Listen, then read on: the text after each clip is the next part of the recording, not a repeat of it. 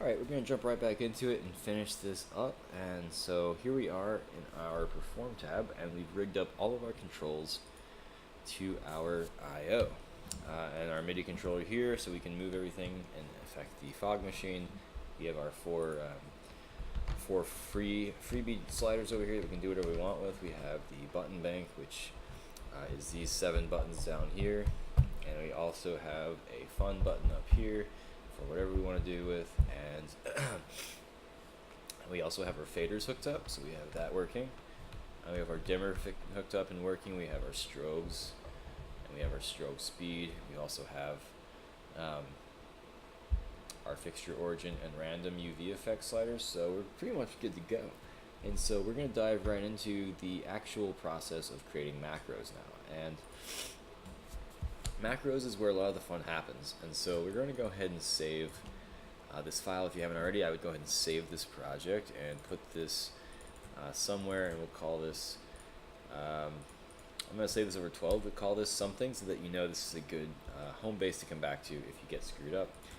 Because when you start saving macros, things get a little crazy and things start changing in your scene, and they kind of evolve, and you can usually load back to an earlier point by right clicking on a macro and loading it, but it's always good to have a save. So alright, so the first thing I want to do is load in some video clips, and we've got this large chunk of nodes up here which is purely functional stuff, so we're gonna just leave this stuff alone and maybe just move it off to the side, put it back here, and that's fine. Find place for it for the moment, and we can just kind of keep this out of the way as well. It's not actually going to be helping us. We can't use that in our macros, but we can use the Pics Frame node, and we can use anything else. So let's start by making a pretty sweet looking still look, right? Nothing going on, just a very static look. So alright, to do that, I'm going to go and duplicate this ramp, and let's just call this ramp static LEDs, and let's go ahead and stop the movement, so speed of 0, and we'll grab our LED RGB and we'll throw this static ramp on there, and from here let's edit the ramp and let's just see what we can do in terms of the look.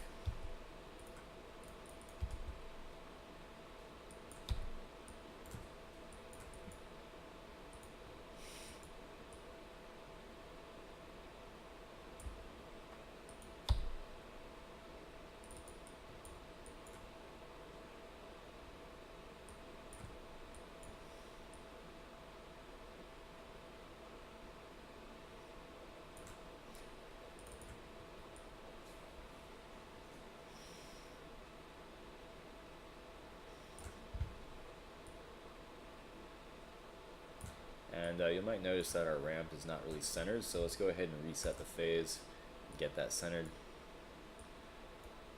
And you know, let's see what we got here. We have 1, 0, and 0.72, so let's go ahead and match that. I kind of like that look, kind of burnt orange in the middle. And I'm not going to be spending too much time on these looks, but you'll just get the idea, process and tweaking it and what's involved. Let's make a new one in the middle here, and it's just fully saturated, and let's see what we can find that looks sort of interesting. That seems fine for now. Cool, so we got this still ramp on our LEDs, and we should probably do the same thing for our movers. So let's go ahead and just delete these. We'll delete or duplicate this still ramp, and we'll call this static movers. And let's go ahead and assign this to our movers, so at least we can see it and start tweaking it. And that is a very uniform look. It matches the LED wall, but let's say we actually want to do something that's got some contrast and some like inversion going on. So let's go ahead and tweak this up. I'm digging that purple. It looks pretty sweet. Kind of a aqua green. So it's 0, 1.4, so 0, let's go ahead and bring the edges down a notch. Looks like it's not going to affect it too much. Let's move these in a little bit.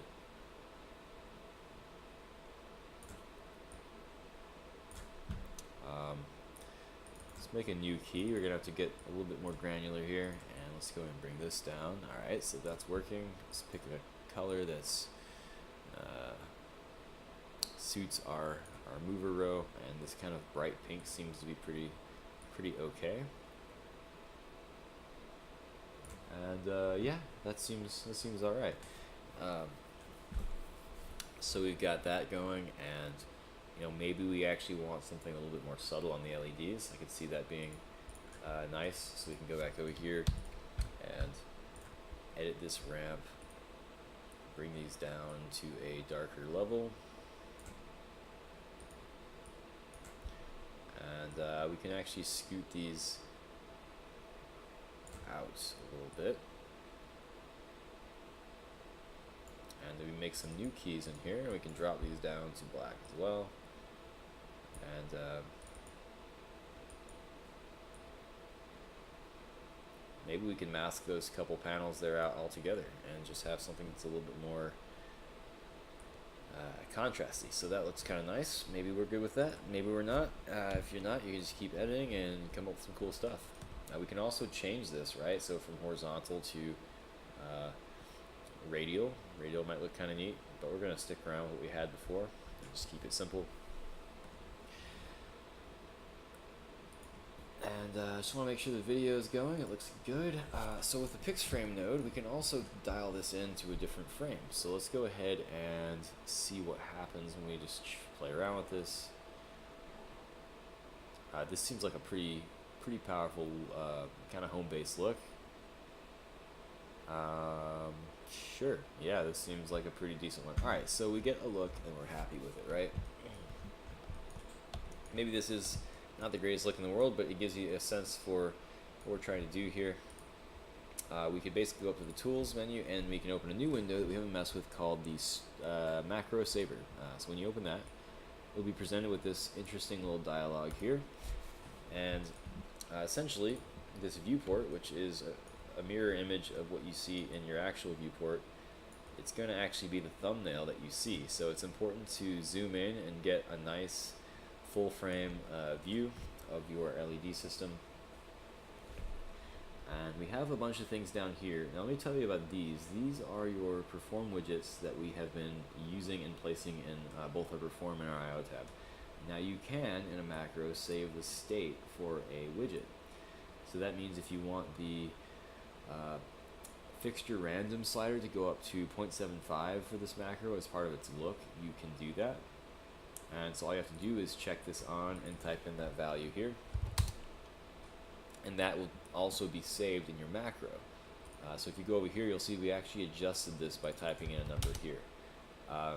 And this might be fun. You might want to have some fun with this, but I'm actually going to leave this off for now, and we're just going to save some pretty raw looks for the time being without that. So we've got this look. Let's give it a name. Let's call this home base, and we can tag this. Let's just add a tag called still. This is completely still. We're going to save this macro. So when you save a macro, it is actually going to be living in the I/O tab, but you can't see it unless you physically manually turn its visibility on. So if you scroll down here, you'll see macros here, and you can turn this on, show macros, and you'll see that the macro actually appears right here. However, I would recommend leaving this off. You don't want to accidentally delete your macros because they'll be gone, and your hard work will be gone forever. So I would recommend leaving that off and saving often. And so once you create a macro, that's actually where it lives, but that's not how you use it. So in your editor and also in your I/O tab, you have something called the macro bin, and you can actually trigger your macros by clicking on them here. And we're going to actually leave this alone. We'll come back to this here in a bit, and you'll see why this is cool once we have more than one macro. So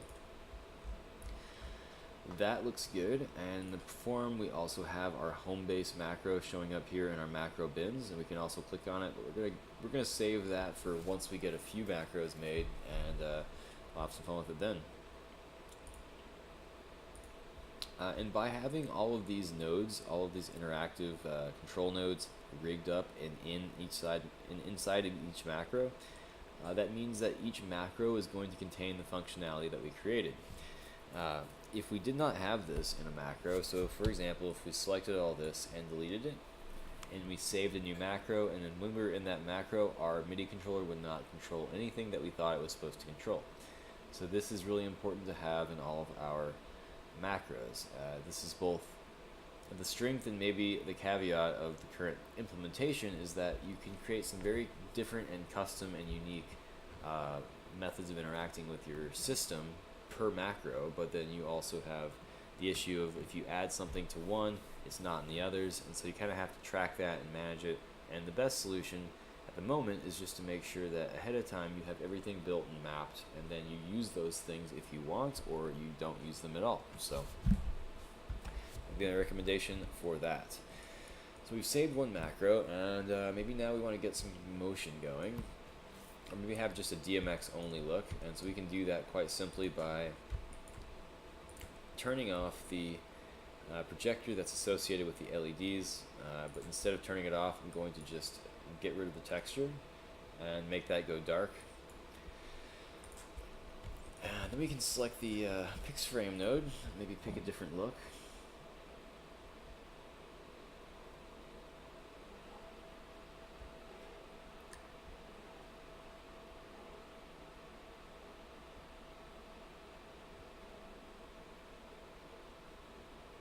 So maybe we want to save this as a look. Let me crank out some more fog for a moment here.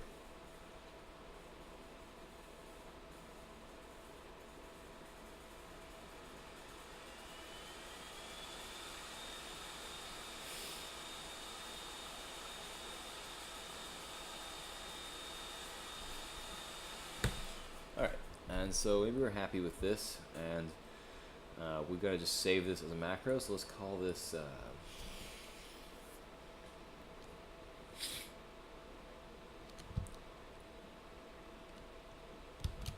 Still Lights. Very creative name, I know. So let's go ahead and just save this.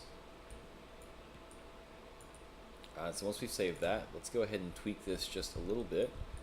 Let's actually get some motion on these lights, and so we'll go ahead and for our DMX LED, we'll go ahead and put this red static ramp on here, and let's just go ahead and get the speed going. And this looks pretty sweet already. I'm digging the fact that there's mostly black space, so we have kind of a very soft strobe effect going. And this is nice, but I think this would be good if this was sped up a little bit. So maybe 0.75. Let's actually go with 0.5 for now. In addition to that, I think it would be pretty cool if we added some movement to our tilt, perhaps. Let's go and see what happens if we do that. So let's go ahead and duplicate. Let's just edit this one. We'll go and clear it out. We don't need any of these keys. And so let's go ahead and make one black in the side and one white here. And now we have a balance ramp that goes from one side to the other. And we should make sure this is moving. So let's give it some speed. And let's call this, naming doesn't matter too much at this point, since we're going to be saving macros with relatively low amounts of nodes. Let's just rename it anyways. Ramp, tilt, and ramp static LEDs is good. No, this is actually different now. We're putting this on the movers, ramp, movers.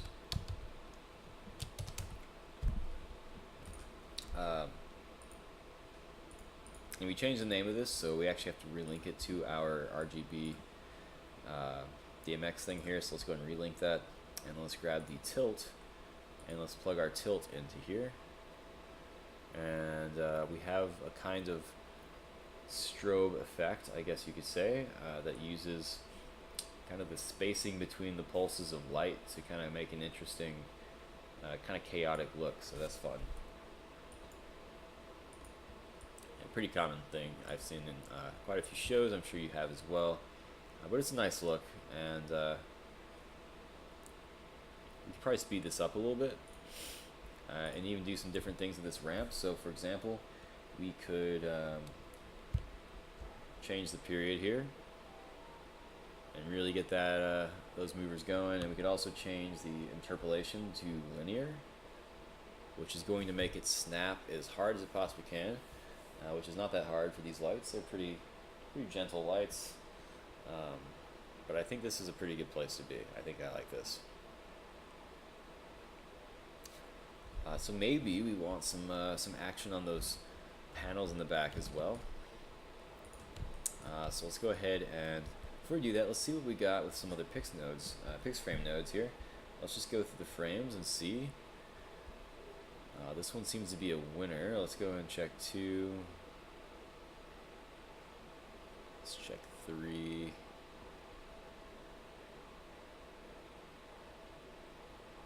They're all kind of pretty good. Let's go ahead and stick with 1. So that's good. And let's go ahead and duplicate this. Let's see some video. So let's go ahead and bring in our video clips bin, and let's just see what we can do. I'm going to drop this one in. We've used this before. And I'm going to rename this to Red X, something shorter. And let's go ahead and fire that up on our LED RGBs. And it's looking all right. And this might be a good opportunity to do some clever stuff with the projectors, right? So we can take this projector now and scale it down on the Y and get something more tight going on. And we can also change the extend mode and kind of get some repetition going. And then also, if we're not too happy with the way this is looking, we can tweak it a bit with a remap.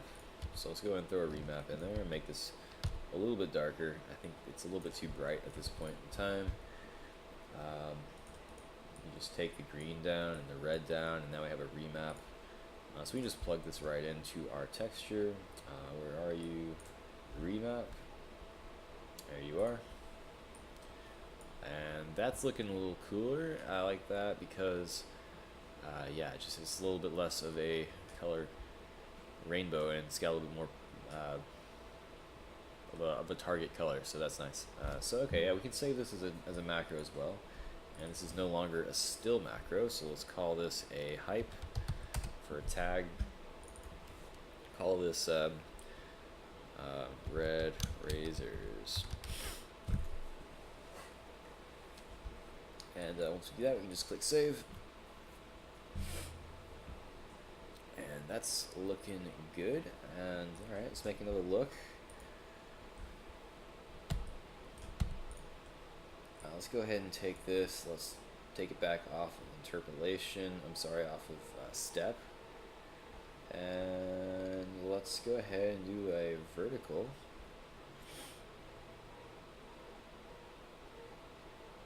And we can probably use a different setup for this texture here. So let's go ahead and edit this.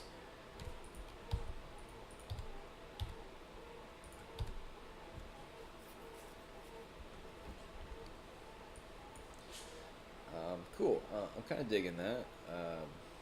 It's very straightforward. But let's use a different actual video clip here. Let's just drag in something different. This green one looks kind of cool. I guess it'll be kind of a Christmas vibe, but that's alright.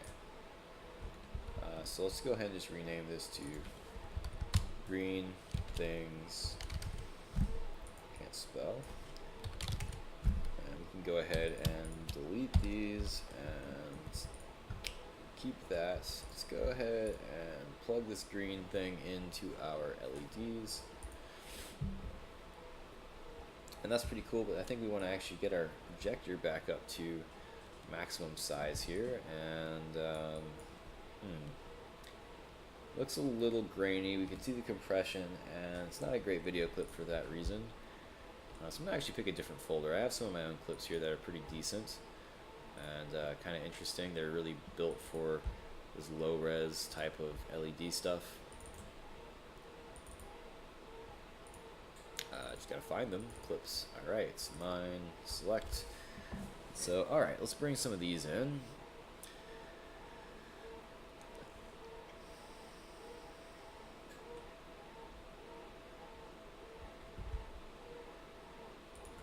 Let's use this one. If I can find it. There it is. Let's go ahead and put it there. Oops. Delete that one. And we'll plug this green one in. It's very basic ramp. We could even do this with the internal ramps, but we don't currently have a way to rotate them, so the 45-degree rotation would be difficult to do, but nonetheless, this is a decent one, so let's call this green swizzle. I have no idea. And this would be a hype as well, so let's just go ahead and save this. Okay, so this is a good time to stop for a moment. Let's go ahead and turn off these projectors and just disable them. And you'll notice that when we turn all these projectors off, we stop the motion. They stop projecting, so that's good. Now, if we open up our macros bin, you'll notice we have 4 here. We have all the ones we saved, so if we click on these, we actually recall that macro and everything that was built inside of it. So what that means is we have our projectors and their configurations and their positions and their textures, and we also have everything in the I/O graph that is also recalled as well. So with that in mind, you can now trigger these from your perform mode, and it recalls everything that was built into that macro. Pretty sweet. So with that being said, you can now use the crossfader and select a different macro for the right bin, like red razors, and now you can fade between them very smoothly and get some nice transitions going. You can jam on this crossfader all you want. Of course, I have a MIDI controller, so we can be doing this here, and we can also be triggering the strobes and overlaying that on top of our stuff however we want. And we can be bringing the color keying down, keep this whole thing red. And you can see we can have some fun with this quite quickly, especially with the movers whipping around in lots of different directions. So that's just the beginning. We just got a few macros here. We're not going to make too many more. We're going to keep this tutorial from getting too crazy long. Just enough to give you a taste and give you an idea of how you would go about this. So maybe we also have these UV effects we haven't played with. So fixture origin, we tweak this up maybe 75%. You get a pretty interesting distorted kind of glimmery look on the panels, and this kind of this is going to happen for all of them. So if we over here, we have that same green ramp, but now it's kind of being panelized, if you will,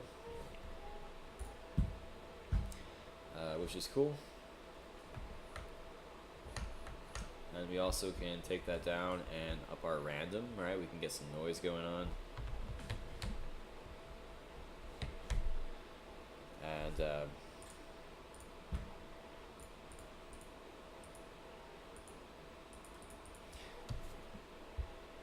we can really dial in a very specific look. We can just take it all the way and basically just create a glitter effect. And if you have a very slow moving texture, that would actually look pretty cool. Good for slow moments in the song or the set. And you can just also just jam on this with drops in mind and stuff like that. Really just a lot of different ways you can deal with that. So now that you see that we can trigger these kind of in the perform mode, let's go ahead and reset the macro. And let's go ahead and turn our projectors back on.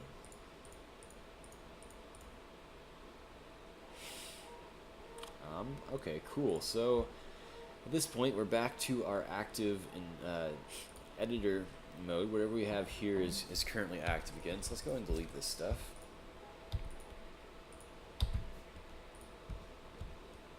And let's just go ahead and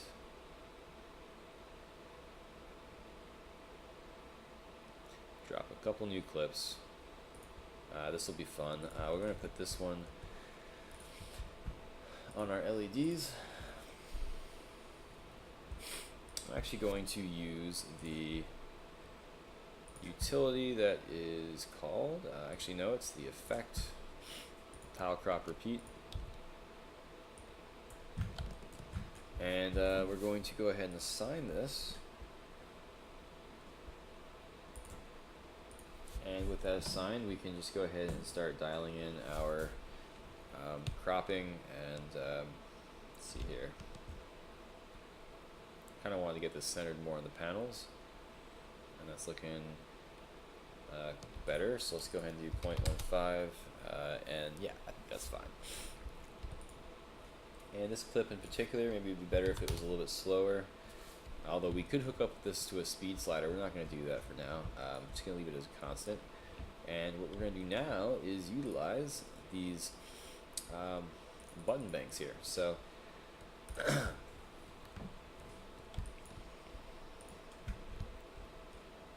if we can find this button bank, it's right here. So now what we want to do is hook that into our Pics Frame node, and we're doing this only for the macro that we save this connection for. So now that we've done that, let's go ahead and get some color in the you know, actually let's go ahead and build some color into the Pics Frame node. So I'm going to go in here and I'm going to edit this Pics Frame. And the changes we make to this Pics Frame do not reflect on the other ones. This is very much its own Pics Frame. So the macros we've already saved, those have been saved. So the things that happen inside those macros will not be changed by modifying this. So we go and select all of our fixtures, and we can go and select our red channel, and we just push this all the way up. I'm going to turn on the fog here for a bit longer, so mind the noise. And we're going to just leave that on frame 0. And maybe frame 1, we're going to go to the green channel and push that up. Maybe for the second channel, we'll take the blue channel all the way up. And then maybe we can do a red and a green look here. And then we can take green and blue. And maybe for the last couple, we can do a purple. And then maybe for the last 1 or 2, we can go back to red, and that's it. Okay, so now that we've done that, you'll notice that we can jam on these buttons. We just go through them, we can select all those different looks that we made.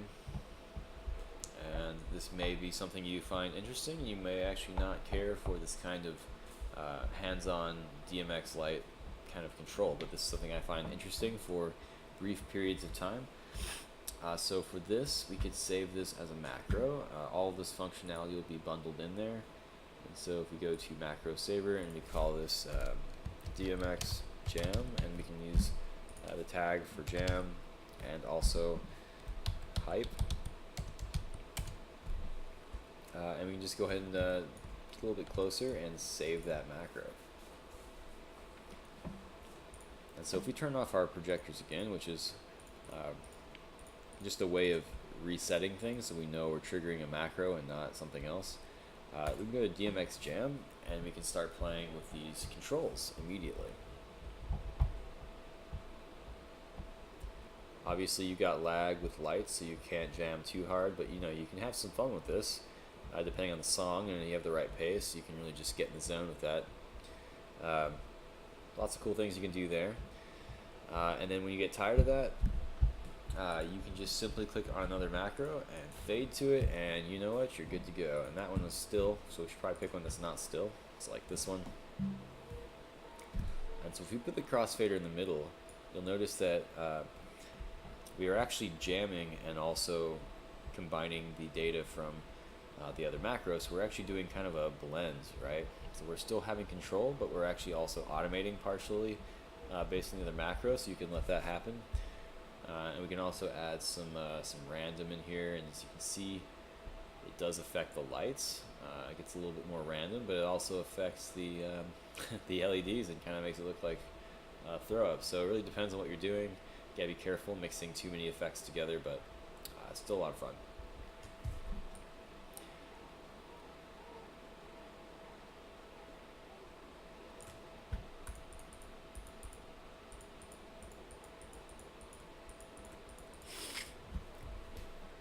But when you actually make your content for a show, I think likely more likely than not, you'll end up making a lot of clips that are just very simple. They're very basic, very just much a clip being projected. You might have 10 or 20 of those, and then you might have a small handful of these super interactive jam modes. It really just depends on how much hands-on time you want and how much time you have to pre-program. So going back to our editor's base projector layout, let's go ahead and turn these back on. And let's get a different video clip going. I'm going to delete that, and let's just find something new. That seems like a fine option for now.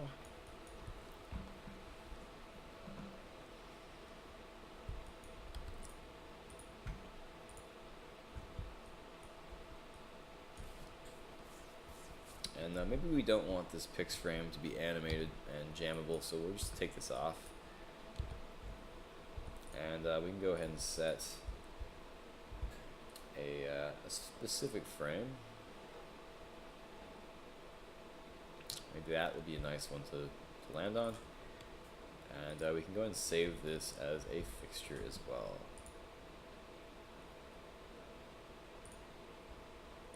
Or I'm sorry, as a macro. So we'll call this last one, and we'll call this chill tag, and we'll just hit save. You might be wondering what we're doing with these tags and why we're saving them, and these actually come into play in the perform tab. We didn't actually talk about this, but if you right click and add a tags object here, you can put this somewhere, and you can actually filter your clips based on tags. So this is very useful for filtering. So that is the end of this tutorial. Thanks for watching, and I hope you've gotten some good insight from this, and hopefully that's also given you some ideas on how you can build a system in GeoPix 1.0 to control both DMX and LED stuff together. Thanks for watching, and let me know if you have any questions. Thanks.